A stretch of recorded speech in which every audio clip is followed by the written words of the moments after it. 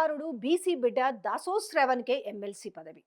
రాష్ట్రంలో ఎమ్మెల్యే కోట ఎమ్మెల్సీ ఎన్నికలతో రాజకీయాలు వేడెక్కినాయని చెప్పాలి. కాంగ్రెస్ ఎమ్మెల్సీ అభ్యర్థులను ప్రకటించింది. ఈ ఎమ్మెల్సీ ఎన్నికలను కేసీఆర్ సీరియస్ గా తీసుకొని కాంగ్రెస్ దెబ్బ కొట్టేందుకు బిగ్ ప్లాన్ వేసిందని చెప్పొచ్చు.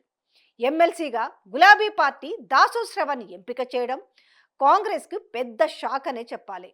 దాసో శ్రవణ్ మొదటి నుంచి కేసీఆర్ వెంట తిరుగుతున్నాడు. మనం ఇవన్నీ కూడా చూస్తూనే ఉన్నాము. ఆయనకు ఉద్యమ నేతగా కూడా మంచి పేరుంది. తెలంగాణ కోసం దాసోజు కూడా పోరాటం చేసిండు. ఆ తర్వాత బీఆర్ఎస్ అధికారంలోకి రావడం, కొన్ని కారణాల వల్ల కాంగ్రెస్లోకి వెళ్ళిండు శ్రవణ్. కానీ కాంగ్రెస్ సంగతి తెలిసిందే కదా. ఆ నాయకులకు పార్టీ కోసం పనిచేసిన వారికన్నా భజన బ్యాచ్కే పదవులను కట్టబెడుతుంటది. అందుకే దాసోజుకు సరైన గౌరవం ఇవ్వలేదు. కనీసం లీడర్గా కూడా చూడలేదు. అక్కడి నుంచి దాసోజ్ బీజేపీలోకి కూడా వెళ్ళిండు. అక్కడ కూడా సేమ్ టు సేమ్ జరిగింది. దీంతో మళ్ళా కేసీఆర్ దగ్గరికే వచ్చిండు. అప్పటి నుంచి బీఆర్ఎస్ దాసోజ్కి గౌరవం ఇస్తూనే వస్తుంది.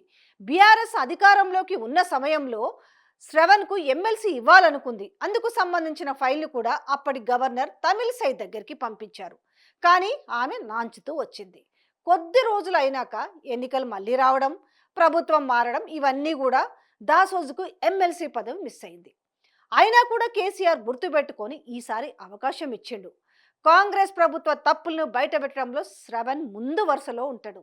ప్రజలకు జరుగుతున్న అన్యాయాలను ప్రశ్నిస్తుంటాడు. అందుకే ఒక్క ఎమ్మెల్సీ కోసం ఎంతో మంది పోటీ పడినా కూడా గులాబీ అధిష్టానం ఏరి కోరి శ్రవణ్కి అవకాశం ఇచ్చింది. దాసోజు బిజీ కావడం కూడా ఆయనకు ప్లస్ పాయింట్ అనే చెప్పాలి.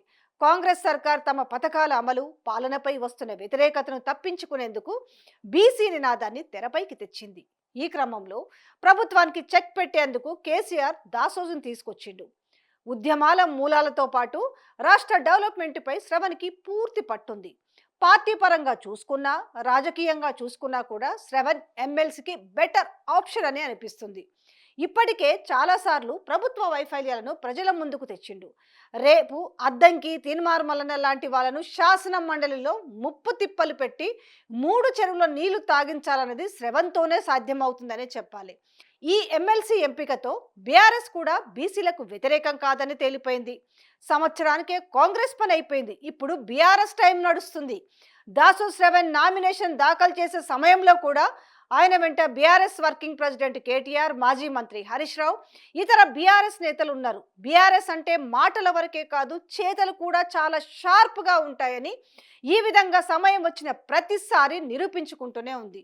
బీఆర్ఎస్ అధినేత కేసీఆర్ తీసుకున్న నిర్ణయంపై అటు పార్టీ శ్రేణుల్లో, ఇటు ఉద్యమకారుల్లోనూ సర్వత్రా ఆనందంలో మునిగి తేలుతున్నారు.